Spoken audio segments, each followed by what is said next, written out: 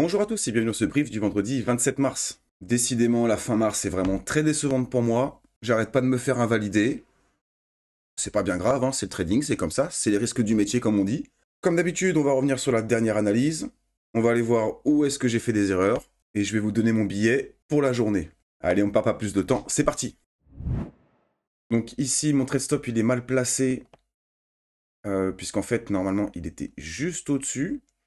Mais pour cette position-là, donc j'ai fini par me faire sortir avec un RR final de 2,59 environ, 2,60, ce qui est vraiment très intéressant. Donc là, je pensais qu'on allait pouvoir repartir au nord pour terminer notre distribution. Par contre, je pense que là où j'ai fait une erreur, je pense que la distribution est déjà valide. On va repasser en 4 heures. Ça se voit beaucoup mieux sur l'Ether. On va aller faire un petit tour vite fait sur l'Ether. Et sur l'Ether, ça se voit beaucoup mieux. On a notre accumulation de liquidité ici. Première prise de liquidité en UT, retest, UTAD, et on déménage. Et c'est un peu ce qu'on a aussi sur BTC. Je ne l'ai pas vu venir. Je pensais qu'on allait avoir quelque chose d'un petit peu plus violent. Mais ici, on pourrait très bien y voir notre accumulation de liquidité ici, UT, UTAD, et là, on est en train de déménager. Donc, possible que la distribution soit déjà en cours. Donc, on est toujours dans ce long canal ici. On a toujours beaucoup de liquidations à venir chercher au sud. Ça, pour l'instant, malheureusement, ce n'est plus d'actualité. C'était les deux zones qui m'intéressaient pour pouvoir entrer en position. J'ai tenté un trade en contre-tendance ce matin, juste avant de faire la vidéo. Je pense qu'on est dans une zone où on pourrait avoir un potentiel rebond, surtout quand on voit ETH qui a fait une grosse bougie baissière dans la nuit. Voire même, pourquoi pas, venir récupérer toutes les liquidations qu'on a ici, parce que vraiment, on a laissé vraiment beaucoup de liquidités au nord. Voilà, on y voit un petit peu plus clair. Mais ici, on a laissé vraiment, ici même, on pourrait voir les relatives equal high. On a laissé beaucoup de liquidités au nord. Par contre, ce qui m'inquiète, c'est que beaucoup de gens sont en train de long cette zone-là. Donc pour l'instant, ils se retrouvent la tête sous l'eau. Un peu comme moi, je suis un peu entré avec la majorité. Du coup, je pense que si ça continue, il y a quand même 2 fois de probabilité pour que je me fasse sortir. J'ai mis mon stop sous la structure ici. Ici, on avait un beau cluster de liquidation qu'on est en train de venir chercher jusqu'aux 85 000 $ environ. Donc là, j'aimerais bien que le prix reparte à la hausse et je pourrais remonter mon stop. Sinon, je vais me faire invalider. C'est pas bien grave, je suis en demi-position puisque techniquement, on repasse en tendance baissière, que ce soit en 30 minutes ou en 1 heure, on repasse baissier. Donc il y a toujours un monde où on laisse toutes ces liquidations ici, un peu comme on avait fait ici, où en fait on avait laissé beaucoup de liquidations sur ce mouvement-là. On n'est pas venu les chercher pour repartir. Donc il y a un monde où on peut toujours laisser ça intact.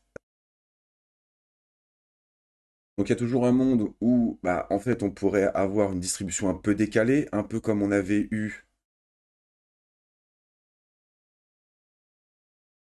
ici, où on aurait pu avoir, pourquoi pas, une accumulation de liquidité avec un STB Spring. On a fini par faire une dernière prise de liquidité avant de repartir. Donc c'est un peu le schéma qu'on pourrait avoir ici en plus petite unité de temps.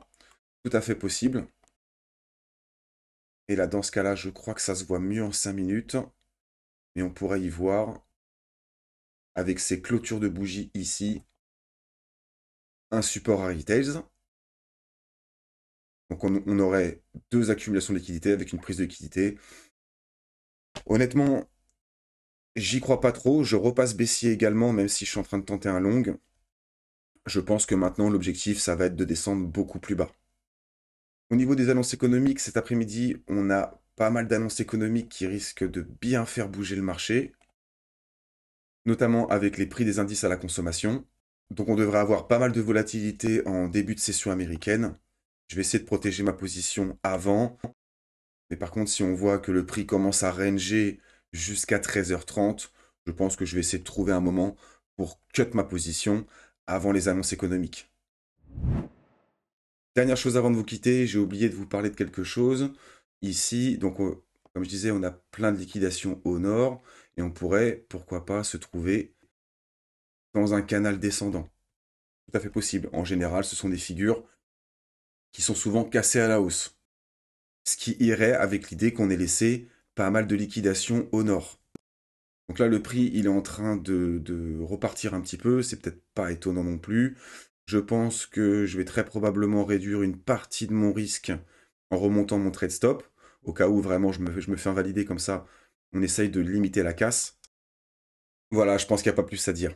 Pour ceux qui souhaitent nous rejoindre et accéder au groupe privé, vous retrouverez tous les liens en description. Pour ça, il faut aller sur mon site web et être abonné soit au pack trader qui vous donnera accès au groupe privé, à la formation qui arrive, mais aussi à mes indicateurs de trading, ou alors le pack trader plus qui vous donnera accès à tout ce que je viens de citer, plus mes stratégies automatisées. Vous connaissez ma devise, faites attention à vous sur les marchés. Je vous dis à la prochaine. Ciao.